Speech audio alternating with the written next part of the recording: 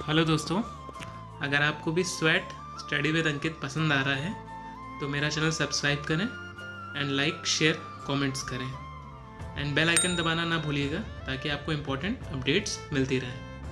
Thank you. स्वागत है मेरे चैनल पे स्टडी विद अंकित। तो चलिए, आज का हमारा टॉपिक है लाभ और हानि। तो बेसिकली लाभ और हानि में क्या क्या चीज़ें होती हैं देखते हैं।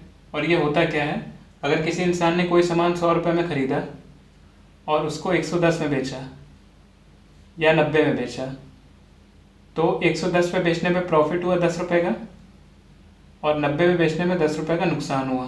तो इसे प्रॉफिट कहते हैं, इसे नुकसान कहते हैं।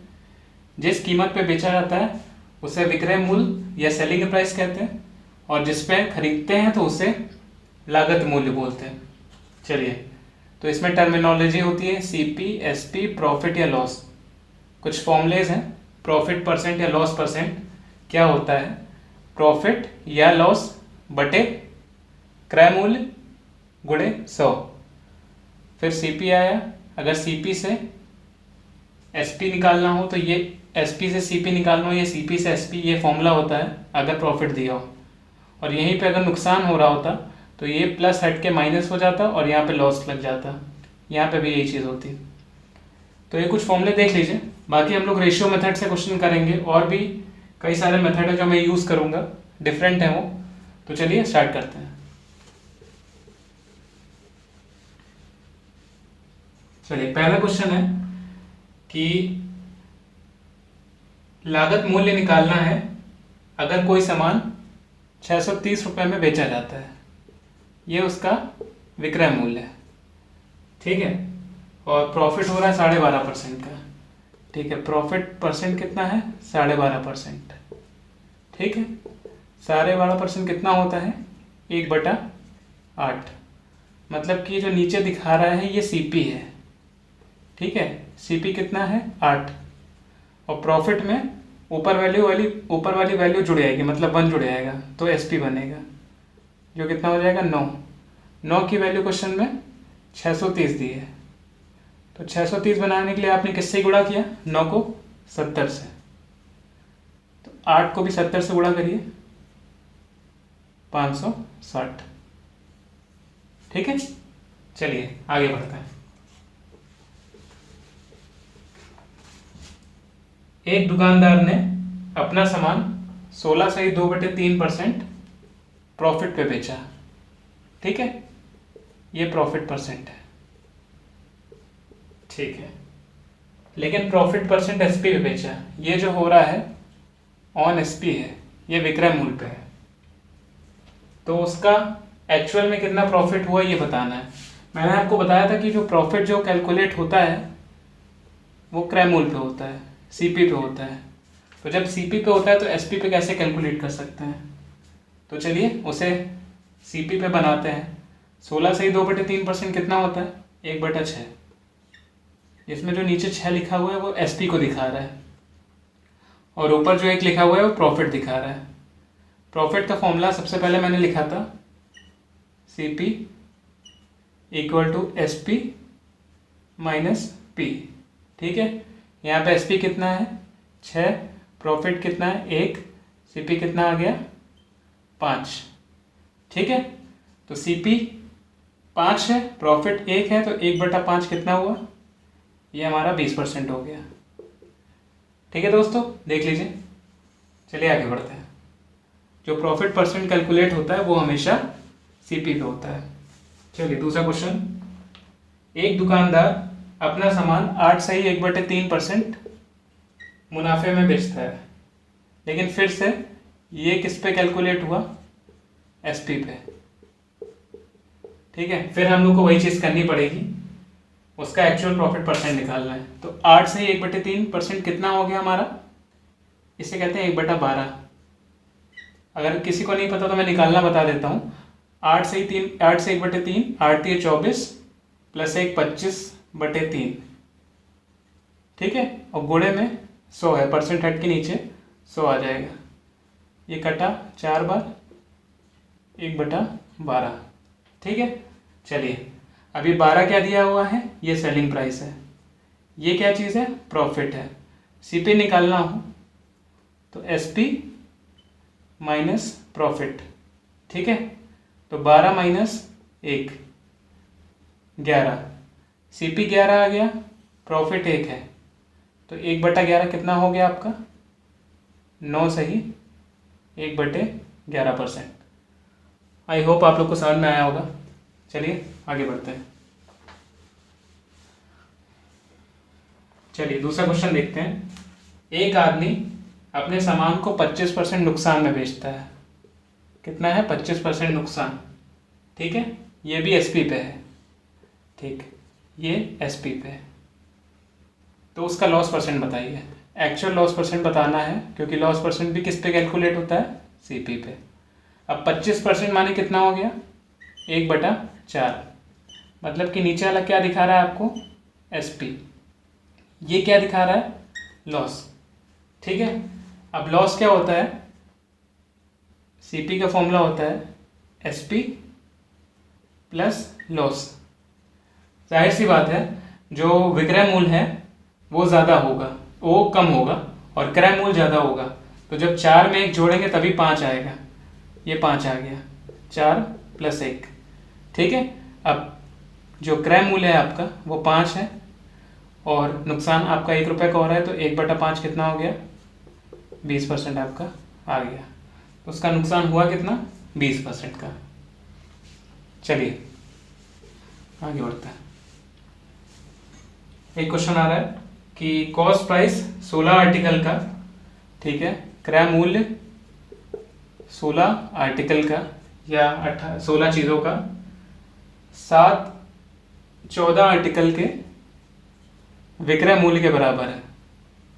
तो प्रॉफिट या लॉस परसेंट बताना है। तो कुछ नहीं, इक्वेट कर दीजिए। तो CP/SP कितना आ गया, 14 से 16 कटा, 2 से काटेंगे तो 7 और ये 8, तो 7/8 आ गया। CP 7 है, SP 8 है, तो 1 रुपये का फ़ायदा हो रहा है, तो 1/7 की वैल्यू बतानी है। फ़ायदा हो रहा है तो प्रॉफिट है, प्रॉफिट परसेंट देगा हमें, तो कितना आ जाएगा 14 सही 2/7%। आप लोग कर लीजिएगा, आंसर आ जाएगा, ठीक है। चलिए आगे बढ़ते हैं। चलिए दूसरा क्वेश्चन करते हैं कि 72 सामान बेचने के बाद, ठीक है, 72 SP, एक आदमी को नुकसान हुआ 9 सामान के विक्रय मूल्य के बराबर, ठीक है। नुकसान जो होता है वो हमेशा CP में से घटा दिया जाता है, ठीक है। तो CP में से घटा, ये SP = CP माइनस कितना है 9 सामान के नुकसान के बराबर, ये फॉर्मूला होता है ना SP = CP माइनस लॉस, ठीक है। और नुकसान हो कितना रहा है हमारा क्वेश्चन में 9 SP के बराबर, तो यहाँ पे 9 SP लिख दीजिए। चलिए अब 9 SP को इधर ले जाइए तो कितना हो गया 81 SP = 72 CP।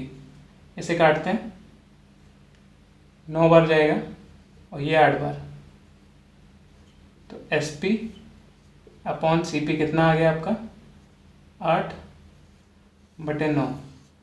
CP आपका 9 है, 1 रुपये का नुकसान हो रहा है, तो 1/9 कितना होता है 11 सही 1/9%, ठीक है दोस्तों। चलिए आगे बढ़ते हैं। एक और क्वेश्चन करते हैं ऐसे ही।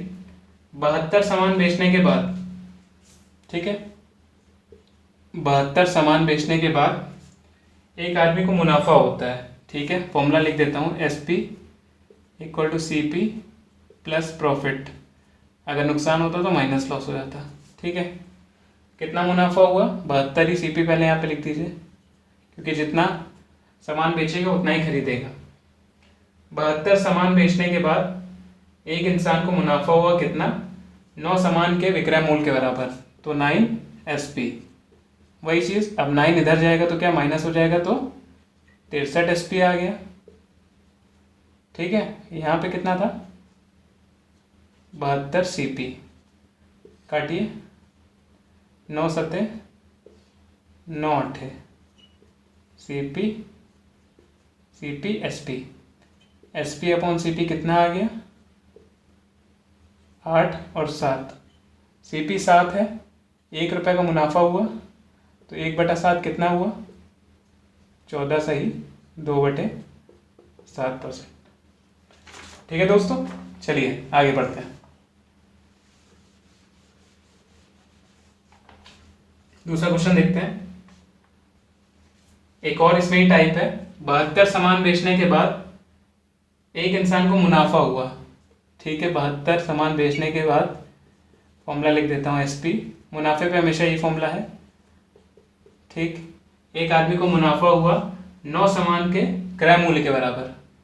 ठीक है, तो 9 सामान के क्रय मूल्य के बराबर, तो 72 CP हुआ और 9 CP, जोड़िए 81 CP और 72 SP, काटिए इसे 9 से, 9 8 9 9 SP CP।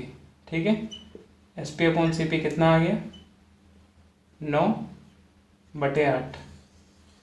ठीक है दोस्तों, तो CP 8 आया, SP 9 आया, मतलब 1 रुपये का कितने पे 1/8। 1/8 की वैल्यू कितनी होती है 12.5%। ठीक है, चलिए देख लीजिए, आगे बढ़ते हैं। चलिए दोस्तों, शुरुआत करते हैं दूसरे क्वेश्चन का। आज का क्वेश्चन नंबर 9 कि एक इंसान जब 800 रुपये में कोई सामान बेचता है तो उसे कुछ मुनाफा होता है, और वही इंसान जब 275 रुपये में कोई सामान बेचता है तो उसे नुकसान होता है। इस पे होने वाला नुकसान और इस पे होने वाला मुनाफा का जो रेशियो है वो 20 और 1 है। मतलब इस पे 20 गुना प्रॉफिट हो रहा है और इस पे 1 गुना नुकसान हो रहा है। मतलब इसके बीच का कुछ हमारा क्रय मूल्य है, बीच में कहीं होगा 275 और 800 के, और इतने में बेचने पे जितना नुकसान हुआ और इतने में बेचने पे जितना हमारा मुनाफा हुआ, तो मुनाफा और नुकसान का रेशियो कितना है 20 और 1, प्रॉफिट और लॉस का रेशियो। ये चीज़ समझ जाइए। ठीक है, तो अब हम क्या करेंगे, हम लोग को ये पता है कि इन दोनों के बीच में वो वैल्यू फॉल कर रही है, x माने कि CP। ठीक है, CP ही लिख देते हैं यहाँ पे, इन दोनों के बीच में कहीं CP है। ठीक है, CP में अगर 1 गुना नुकसान माइनस करेंगे तो ये आ जाएगा, और 20 गुना प्रॉफिट ऐड करेंगे तो 800 रुपये आ जाएगा। मतलब कि अगर 275 और 800 में अगर हम डिफरेंस देखें तो 21 यूनिट का डिफरेंस है, 21 यूनिट्स। तो ये जो 21 यूनिट्स हैं ये किस चीज़ के बराबर है, ज़रा 275 और 800 के बीच का अंतर निकालिए तो कितना आएगा 525। अगर 21 की वैल्यू 525 है तो 1 की वैल्यू कितनी होगी, ज़रा भाग दीजिए, 21 दूनी 42 और 105 25, 1 की वैल्यू 25 के बराबर आ गई। ठीक है, अब क्वेश्चन में क्या बोला है कि आर्टिकल उस चीज़ का विक्रय मूल्य बताना है अगर उसे 20% मुनाफे में बेचा जाए। तो मैंने आपसे कहा था कि ये कहीं बीच में CP था, CP में 1 जब माइनस कर रहे थे तो 275 आ रहा था, इसी 1 की वैल्यू 25 आ गई है। मतलब कि 275 में अगर 25 जोड़ देंगे 300, तो ये क्या आ गया हमारा, ये क्रय मूल्य आ गया। ठीक है, बस अब क्या है, हमें इस पे 20% प्रॉफिट चाहिए। ठीक है, अब 300 रुपये पे 20% प्रॉफिट, 300 रुपये का 20% 60 रुपये, तो 360 रुपये में उससे सामान बेचना पड़ेगा। चलिए आज का सेशन यही एंड करते हैं, मिलते हैं फिर अगली क्लास में। Thank you.